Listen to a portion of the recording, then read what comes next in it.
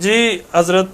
یوسف صاحب ارشاد فرمائے کہ لیلۃ القدر کے بارے میں قرآن مجید میں کیا فرمایا؟ اللہ تبارک تعالیٰ قرآن مجید میں سورہ قدر کی آیت نمبر 3 میں ارشاد فرماتا ہے لیلۃ القدر خیر من الف شہر، سبحان اللہ، کہ لیلۃ القدر یہ 1000 مہینوں سے افضل ہے۔ سبحان اللہ، کیا لیلۃ القدر وہ رات ہے جس میں اللہ تبارک و تعالیٰ تقدیروں کے فیصلے نافذ فرمانے کے لیے فرشتوں کے سپرد فرماتا ہے۔ اللہ اکبر، شب قدر یہ بڑی عظمتوں والی رات ہے، یہ تقدیروں کے بدلنے اور بنانے کی رات ہے۔ اس کو شب قدر اس لیے کہتے ہیں کہ اللہ رب العزت نے اس رات میں اپنے پیارے محبوب علیہ الصلوۃ والسلام پر عظیم الشان کتاب قرآن مجید نازل فرمائی، سبحان اللہ، اور اس کی زبردست برکت یہ ہے کہ قرآن مجید جیسی اعلیٰ نعمت اس رات میں عطا ہوئی۔ حضور غوث اعظم رضی اللہ عنہ غنیۃ الطالبین جلد 2 صفحہ نمبر 11 میں فرماتے ہیں کہ حضرت یحییٰ بن نجیر رضی اللہ عنہ فرماتے ہیں کہ قوم بنی اسرائیل میں ایک آدمی تھا اور وہ اللہ تبارک و تعالیٰ کی راہ میں 1000 مہینے ہتھیار بند رہا، اس نے ہتھیار نہیں کھولے۔ تو جب حضور پاک صلی اللہ علیہ وسلم نے اپنے صحابہ رضی اللہ عنہم سے اس کا ذکر فرمایا تو انہوں نے تعجب کا اظہار کیا۔ تو اسی وقت رب کائنات نے سورہ قدر نازل فرمائی کہ لیلۃ القدر 1000 مہینوں سے افضل ہے۔ سبحان اللہ، کیا کہتے ہیں کہ اس کا نام شمون عابد تھا اور اس کا تعلق قوم بنی اسرائیل سے تھا، اور بعض کہتے ہیں کہ اس کا نام شمسون تھا۔ اس سے معلوم ہوا کہ تذکر اولیاء یہ سنت مصطفیٰ علیہ الصلوۃ والسلام، رب کائنات نے ولی کے ذکر کے موقع پر قرآن مجید نازل فرمایا۔ اولیاء اللہ کا ذکر کرنا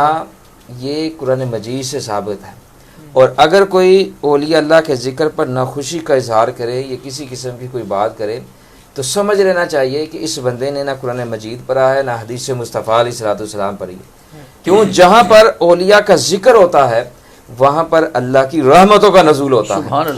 اور جب بندہ اولیاء کے مزارات پر جا کر دعا کرتا ہے تو اللہ تبارک و تعالیٰ اولیاء کے صدقے ان کی دعا قبول فرما لیتا ہے۔ ایک بات میں یہاں پر عرض کرنے لگا ہوں، غیر مقلد وحید الزمان صاحب نے تیسیر الباری جلد 1 صفحہ نمبر 22 پر لکھا ہے کہ ایک مرتبہ سمرقند میں بارش کا قحط ہوا اور لوگوں نے کئی بار بارش کی دعا کی لیکن بارش نہیں ہوئی۔ تو ایک نیک آدمی نے قاضی سمرقند سے کہا میں تمہیں کرایہ دیتا ہوں، ایسا کرو کہ سب لوگوں کو اکٹھا کرو اور امام بخاری رحمہ کے مزار شریف پر جاؤ اور وہاں پر جا کر دعا مانگو، شاید اللہ کریم پانی برسا دے، بارش برسا دے۔ قاضی نے یہ نہیں کہا نہیں وہ تو شرک اڈے ہیں، قاضی نے یہ نہیں کہا، بلکہ قاضی نے سب لوگوں کو اکٹھا کیا اور امام بخاری رحمہ کے مزار شریف پر گئے اور وہاں پر جا کر آپ کے وسیلے سے دعا مانگی۔ جو ہی آپ کے وسیلے سے دعا مانگی اسی وقت رب کائنات نے بارش برسانا شروع کیا۔ عاشق رسول، کیا بات ہے، سبحان اللہ، ان کے در پہ عاشق رسول بھی تھے اور ولی اللہ بھی تھے۔ کیا بات ہے، اسی وقت رب کائنات نے بارش برسا دی اور اتنی شدت کی بارش ہوئی کہ 7 دن تک بارش ہوتی ہے۔ شروع اسلام سے مسلمانوں کا یہ عقیدہ ہے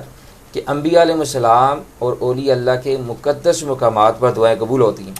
اور آج بھی مسلمان اسی عقیدے پر قائم ہیں۔ اور ہمارے دادا پیر مرشد بابا شکا یوسف علی نگینہ رحمہ فرماتے ہیں کہ نبیاں تے ولیاں دے درتے مقبول دعاواں ہوندیاں نے، نبیاں تے ولیاں دے درتے مقبول دعاواں ہوندیاں نے، ہر وقت نے جد ہجواں دے پھر معاف خطاب خطاب دیوانے نے او تانے نے جو در ولیاں دے جاندے نے، نبیاں ولیاں دے پاک مزاراں تے سب ختم سلام